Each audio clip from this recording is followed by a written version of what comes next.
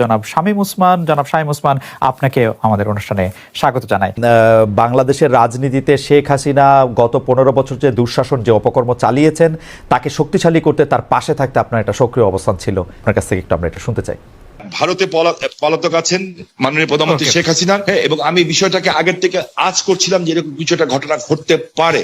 আমি এই কথা দিয়ে এটা প্রমাণ করতে চাই না যে ওনারা করেছেন দেখে আমাকে করতে হবে, এটা আমি বলতে চাই না। আমাকে দলের থেকে জানানো হয়, সরকার প্রধান থেকে প্রধানমন্ত্রী জানান যে আমার উপরে হামলা হবে। ইট ইজ ট্রু যে আমাকে দেশ ছেড়ে যেতে হয়েছে, এবং আমি যে দেশ ছেড়ে গেছি সেটা জাতির পিতার কন্যা মাননীয় প্রধানমন্ত্রীর একবার না কয়েকবারের নির্দেশের পরিপ্রেক্ষিতে। আমি আমাদের সজীবদের জয় একটা ফেসবুকে এই যে আমেরিকা গত 2 দিন আগে একটা স্ট্যাটাস দিয়েছেন, 3-4 দিন আগে, দত্তপক ইউনুস শান্তির জন্য নোবেল পুরস্কার দেওয়া হয়, যাদেরকে আমরা শ্রদ্ধা করি এবং সারা জীবন করবো। ট্রু যে এরা অনেক ভালো কাজ করেছে, এবং আমি নিজেও চাই যে ভোটের অধিকার হোক। আমি কোনো ধরনের হত্যাকাণ্ডকে আমি সমর্থন করি না, এবং করা উচিত না, তাহলে আমি মানুষ হিসেবেই গণ্য হব না। আমরা কি শুধু নেগেটিভ কথা বলবো, পজিটিভ কথা বলবো না? 800 কোটি মানুষও যদি চায় একজন মৃত মানুষকে জাগিয়ে তুলবে, তা তো জাগিয়ে তুলতে পারবে না, তাই না? তো একজন মানুষকে আমি গুম করে দিব, খুন করে দিব, এই বিষয়টাকে আমি একজন মানুষ হিসাবে আমি যদি মৃত্যু হয়ে যায় আমার, আমি কোনোদিন এটাকে সাপোর্ট করব না। এবং অতীতে কে কি করেছে সেই জন্য আমাকে একই পথে চলতে হবে, আমি সেটাকেও মনে করি না। এদের দ্বারা অনেক সব শ্রেণী পেশার মানুষের মধ্যে ভালো খারাপ আছে, আমরা কি এই কথা বলতে পারি না? ইয়েস, আমি বলছি না যে Awami League is a only perfect party in the whole world কিংবা হোল ইন বাংলাদেশ। আপনি আমার মনের কষ্ট বুঝবেন। আমার 20 জন লোক মারা গেছে, আমার এই পা পঙ্গু হয়ে গেছে, আমি চেয়ারে বসে নামাজ পড়তে হয়, আমার বাহাত পাটা উড়ে গেছিল, ঠিক আছে? সেইখানে আমার সরকারের ক্ষমতার সময় না যে চার্জশিট দেওয়া হয়েছে, সেই চার্জশিটে আমি যে সাক্ষ্য দিয়েছি, সিআইডির যে অ্যাডিশনাল এসপি সে আমার সাক্ষী বদলি দিয়েছে। আপনি নিজেও লয়ার ছাত্র, আমিও লয়ার ছাত্র, আমি বলেছি this is not my witness.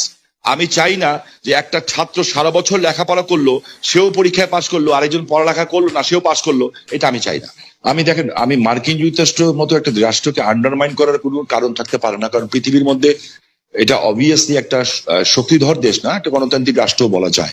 যে আমার কাছে না কিছু মাঝে মাঝে অবাক লাগে যে মানুষের চরিত্রটা দেখতে, পৃথিবীর সব দেশের চরিত্র দেখতে ভালো লাগে। আমার কাছে মাঝে মাঝে আশ্চর্য হই যে আমরা কত রঙের মানুষ, যে আমরা আর কত নেগেটিভ কথা বলবো। আমরা পরে যখন আবার আপনার কাছে আসবো বিএনপির সাথে বর্তমান আপনার সম্পর্ক এবং সেইটা নিয়ে আমরা কথা বলবো, তার আগে আমরা একটু জনাব আন্দালিব রহমান পার্থের সাথে আমরা একটু কথা বলতে চাই। জনাব আন্দালিব রহমান পার্থ, আপনি একজন রাজনীতিবিদ হলো আমি আপনাকে খুব রেট করি একজন রাজনৈতিক বিশ্লেষক হিসেবেও, যে মানে যেহেতু আপনি টক শোতে প্রচুর আপনাকে কথা বলতে হয়, অনেক প্রশ্নের জবাব দিতে হয় এবং অনেক ক্ষেত্রে আপনাকে বিভিন্ন ভবিষ্যতে কথা বলতে হয়, এবং এর অনেকগুলি আমার স্বীকার করতে দ্বিধা নেই, অনেকগুলি মিলেও যায়। আমি এই জন্য আপনাকে একটু ফরওয়ার্ড লুকিং প্রশ্ন করতে চাই যে গত কয়েক বছর ধরে জনাব তারেক রহমানই আসলে বিএনপির হাল ধরে আছেন। বেগম খালেদা জিয়া চিকিৎসার জন্য লন্ডন গেলেন, শেখ হাসিনা জনরোষে বাংলাদেশ থেকে বিতাড়িত। রাজনীতির এই পরিবর্তনটা আপনি আসলে কিভাবে দেখছেন? নতুন নেতৃত্বে নতুন রাজনীতির সূচনা কি হতে চলেছে? বিশেষ করে 90-এর পর যদি আমরা আওয়ামী লীগ ও বিএনপির শাসনকাল যদি বিশ্লেষণ করি,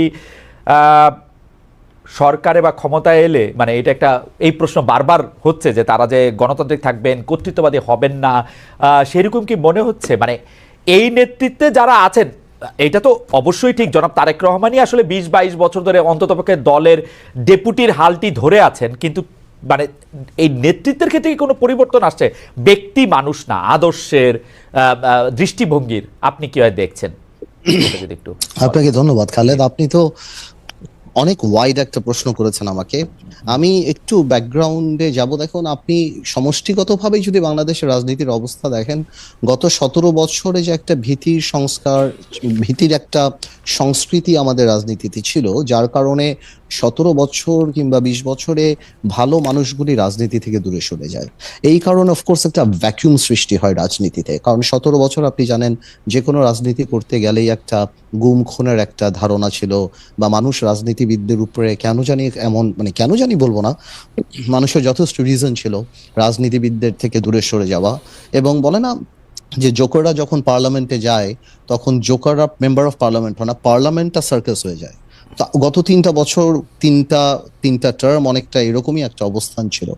তো এ কারণে আর তারেক রহমান সাহেবকে নিয়ে আপনি যে কথাটা বললেন, উনি গত 10, 12, 15 বছরে যেভাবে বিএনপিকে বিদেশে বসে যেভাবে নেতৃত্ব দিয়েছেন এবং নিচ থেকে ওপর পর্যন্ত, সত্যি কথা বলতে উনি আওয়ামী লীগের মাথা খারাপ করে দিয়েছেন। যে বাইরে থেকে সাংগঠনিকভাবে উনার যেই নেতৃত্ব ছিল, ন্যাচুরালি বিএনপি ভাঙতে পারেনি, বিএনপি পথচ্যুত হয়নি বা অন্যদিকে যায়নি।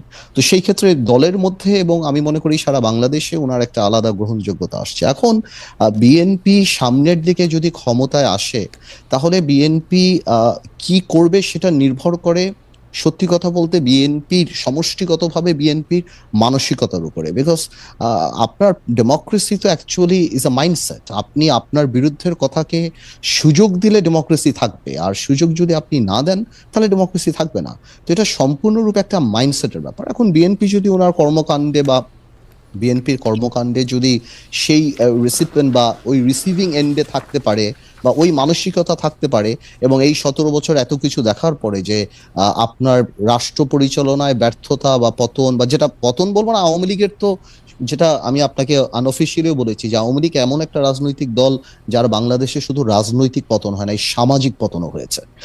যে এই ধরনের সামাজিক পতন আগে হয়নি। বিকজ আওয়ামী লীগের অবস্থানটা, আওয়ামী লীগের অ্যাট্রসিটিটা, আওয়ামী লীগের দুর্নীতি বা সবকিছু একটা হাউস ওয়াইফের কাছে, একটা সাধারণ শিশুর কাছেও চলে গিয়েছিল, এবং এই লাস্টে যে এই গণহত্যাগুলি। তো আমি সেটাই বলবো যে এখন তো আর নির্দিষ্ট শত্রু লাগবে না আমাদের পতনের জন্য। আমরা যদি আওয়ামী লীগ থেকে শিক্ষা না নেই, আমরা যদি ডেমোক্রেসি প্র্যাকটিস না করি, তাহলে অদৃশ্য শত্রু আমাদেরকে সেটা করে দিতে পারে। তো আমার মনে হয় ভবিষ্যৎ তো আর আমি বলতে পারবো না, এটা ইস্যুর উপর নির্ভর করে। আর আজকে পর্যন্ত আমি আমার জায়গা থেকে বিএনপির সাথে যতখানি কথা বলেছি, যতখানি রাজনীতি করছি, আমি যথেষ্ট অ্যাকোমোডেটিভ। এবং আপনি যদি ইদানিংও দেখেন বিএনপির 31 দফা থেকে আরম্ভ করে অন্য সবকিছু, বিএনপি আমাদের সবার সাথেই কথা বলছে, সবার কাছ থেকে ড্রাফট নিচ্ছে, সবার কাছ থেকে উপদেশ নিচ্ছে, তারপর ওনারা এটা বাস্তবে আসছে। তো আমি যথেষ্ট অ্যাকোমোডেটিভ নেচার বিএনপির দেখতে পাচ্ছি। সো ইনশাল্লাহ আমি প্রোগ্রেসিভ থিঙ্কিং, আমি মনে করি আর খারাপ কি হবে, ইনশাল্লাহ ভালোই হবে। এখনকার গুম খুন নিয়ে আপনি আসলে কি বলবেন? যে সরকারের জায়গা থেকে এটি বারবার অস্বীকার করা হচ্ছে, কিন্তু এটি একটি বাস্তবতা। এই বাস্তবতাকে শামীম ওসমান কিভাবে দেখে, আমাদের যদি খুব সংক্ষেপে একটু বলতেন। আমি আপনাকে একটা জিনিস স্পেসিফিক্যালি বলতে চাই খুব পরিষ্কার ভাবে। আমি একজন হিউম্যান বিং হিসাবে আমি কোনো ধরনের হত্যাকাণ্ডকে আমি সমর্থন করি না, এবং করা উচিত, তাহলে আমি মানুষ হিসেবেই গণ্য হব না। আমরা কোনো খারাপ জিনিসকে আমরা আশা করি না। আমার যে বক্তব্যটা হচ্ছে, আমি কোনো কিছু গোপন করে কথা বলতে শিখি নেই, কারণ আমি সাদাকে সাদা বলার, কালাকে কালো বলার। বাট আমার তার আগে আপনার মাধ্যমে, খালেদ ভাই, আমি কালকে বাঁচব না জানি না, আপনি একটা ভালো জায়গায় আছেন, জার্মানি একটা ডয়েচ টেলিভিশনের সাথে আছেন। আমি আপনার কাছে অ্যাপিল করছি, রিকোয়েস্ট করছি, যদি অ্যাম্বাসাডারদের সাথে কথা বলতে পারি, কিংবা বিদেশে যেয়ে যদি বড় বড় মন্ত্রী মিনিস্টারের সাথে কথা বলতে পারি, আমি কিছু অভিযোগ দিব। নারায়ণগঞ্জে 7 মার্ডার হলো, আমি কিন্তু উইদিন 45 মিনিটসের মধ্যে, 45 মিনিটের মধ্যে দেশের সর্বোচ্চ জায়গায় আমি এই খবরটা পৌঁছেই দেই। কারণ আমার কাছে খবর এসেছিল যে এই ঘটনা র্যাব দ্বারা সংঘটিত হয়েছে, র্যাবের কিছু মানুষ দ্বারা সংঘটিত হয়েছে, এই মেজর আরিফ সহ এরকম যারা আছে। বিকজ তারা ডিস্ট্র্যাক্ট হয়ে গেছিল, যেহেতু আমি এলাকার মানুষ, আমাকে সবকিছু খবর রাখতে হয়, এবং আমি স্বরাষ্ট্রমন্ত্রী মহোদয়কেও জানিয়েছিলাম বিষয়টা, যে something is going on. But এত বড় দুর্ঘটনা হবে এটা আমি বুঝতে পারিনি। কিন্তু দেখেন, যখন এই ঘটনা ঘটলো, আমি কিন্তু আমার ভয়েস রেজ করেছি, এবং এই জন্য আমার জীবনের শঙ্কা ছিল। জনাব শামীম ওসমান, আপনার নিশ্চয়ই মনে আছে একরামুল বলে চট্টগ্রামের একজন কাউন্সিলর, তার মেয়ে যখন বলছিল বাবা তুমি কান্না করছো যে, এবং তারপরে যখন তাকে গুলি করে হত্যা শব্দ আমরা শুনলাম, সেই সময়ের মধ্যে কিন্তু আমরা অনেকেই বলছিলাম যে এইখানেই এটি শেষ হওয়া উচিত, কিন্তু এটি আসলে শেষ হয় নাই। জনাব শামীম ওসমান। জি, আমি আপনার সাথে 100% একমত। একজন মানুষকে আমি গুম করে দিব, খুন করে দিব, এই বিষয়টাকে আমি একজন মানুষ হিসাবে, আমি যদি মৃত্যু হয়ে যায় আমার, আমি কোনোদিন এটাকে সাপোর্ট করব না। এটার চেয়েও বড় সত্য হচ্ছে, এত বড় বড় উচ্চ পদস্থ ধারীরা এখনো কিন্তু জেলখানায় আছেন। যেমন বিএনপির নেতা সালাউদ্দিন সাহেব, ওনাকে গুম করা হয়েছে, খুন করা হয়েছে বলা হলো, ঠিক আছে। তো বিএনপি নেতা সালাউদ্দিন সাহেবকে তো পাওয়া গেল ভারতে। আমার চোখের সামনে যখন নারায়ণগঞ্জে একটা পরিবার আগুন দিয়ে বাসে পুড়িয়ে মেরে ফেলা হলো, আমার চোখের সামনে নারায়ণগঞ্জের যাত্রাবাড়িতে বাসে শুয়েছিল ড্রাইভার আর কন্ট্রাক্টর, তাকে আগুন দিয়ে পুড়িয়ে মারে হলো, ওস্তাদকে মাথা দিয়ে যে কন্ট্রাক্টর পুড়িয়ে মারলো, 85 জন মানুষকে পুড়িয়ে ছাই করে দেওয়া হলো, এটার নাম রাজনীতি? আর তাদের বিচার হলো না কেন? যারা আগুন সন্ত্রাস করলো এই দেশে, যারা পুলিশকে পুড়িয়ে মারলো, সাংবাদিককে পুড়িয়ে মারলো, জজ করে বোম মারলো এবং বিভিন্ন স্কুল সেন্টার উড়িয়ে দিল, আমি এই সরকারের কাছে প্রশ্ন রাখতে চাই, এই সরকার ন্যায় বিচার কেন করছে?